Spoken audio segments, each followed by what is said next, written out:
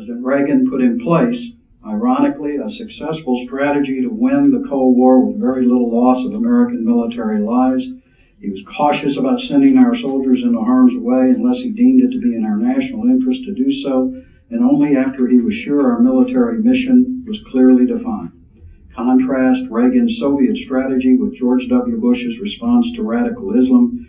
Bush allowed neoconservative ideologues to control those decisions during his first term in office, and key officials like Paul Wolfowitz, Deputy Secretary of Defense at the time, were so obsessed with ousting Saddam Hussein that they lost sight of the greater threat of Osama bin Laden and al-Qaeda.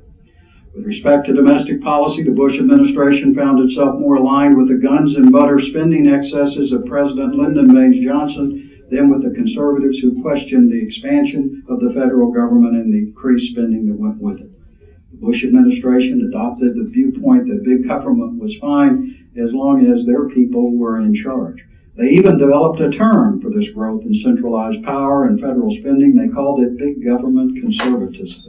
In so doing, they abandoned traditional conservative beliefs that wherever possible, governmental power is best reserved in the states, the local communities, and the people themselves. I include a chapter in my book entitled Big Government Conservatism is an Oxymoron, and point out that many Washington Republicans were just as culpable as Democrats in treating our taxpayer dollars as other people's money.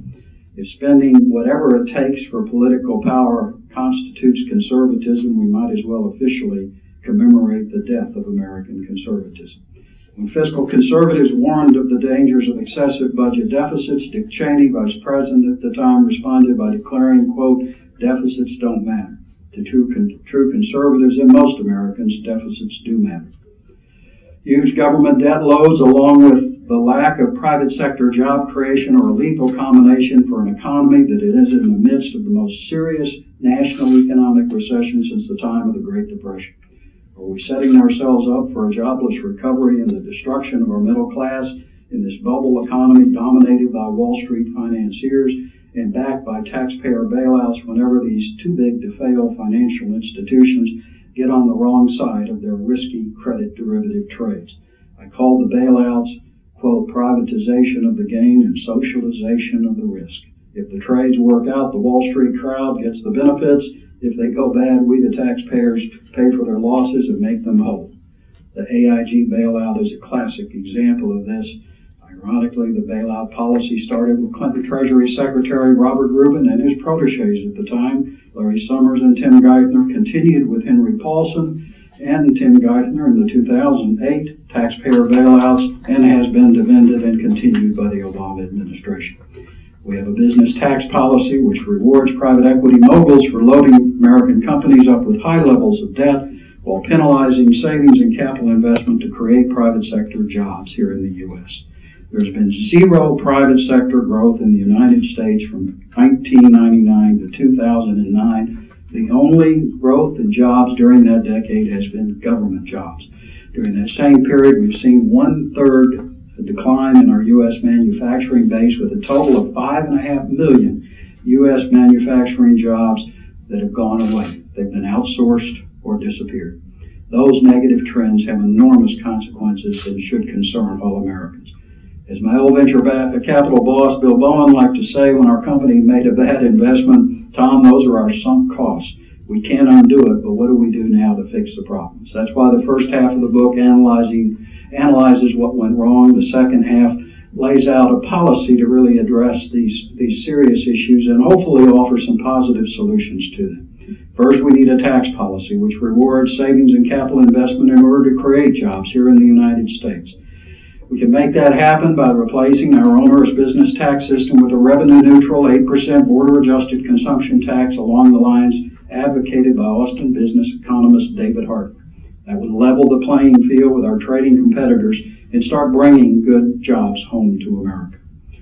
Other proposed solutions I address include a reform of our educational system, a greater emphasis on economic policies that focus on the importance of Main Street producers, small business men and women, and middle-class Americans, rebuilding our manufacturing base, a return to our constitutional principles of federalism, separation of powers, an appropriate checks and balances, and that includes whichever administration is in power, Republican or Democrat, and a new strategy to address the threat of radicalism. However, no matter how well we do in addressing our serious economic and foreign policy problems, none of it matters if we don't straighten out our culture. It's a sad commentary when the best-known American export is not a U.S. manufactured product, but a Hollywood culture which glamorizes sex, violence, crude language, and mindless hedonism. When you see the effect of a Hollywood culture on young people in foreign lands, it doesn't exactly make one proud that this is how others see Americans these days. The chapter entitled The Coarsening of the Culture essentially makes the case that a free market system, or our political system for that matter, won't work if we don't have an ethical compass underpinning it. That is why the dying father's advice to Skipper Dipple, my friend from Brenham, Texas, rings just as true today as when first written. The complete letter is in the book. I will only quote from a few sentences from a Texan for whom character and ethics matter most. Quote, guard against ambition and pride, or in the long run you'll be a loser, perhaps not in appearance, but in reality. One certainty in life is that you're not always on top. There are many people who try to avoid the falls by changing philosophies. These are people of convenience. They're often successful in the short term while they're on our earth, but I've always wondered whether they were successful in the sense of eternity. I feel following conscience is a far better guide. Remember to judge people on their merit and not by their possessions or jobs. People should be judged by how they use their success rather than how much they acquire.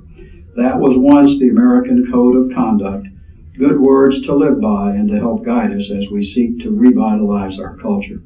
It's time for conservatives to bring America home.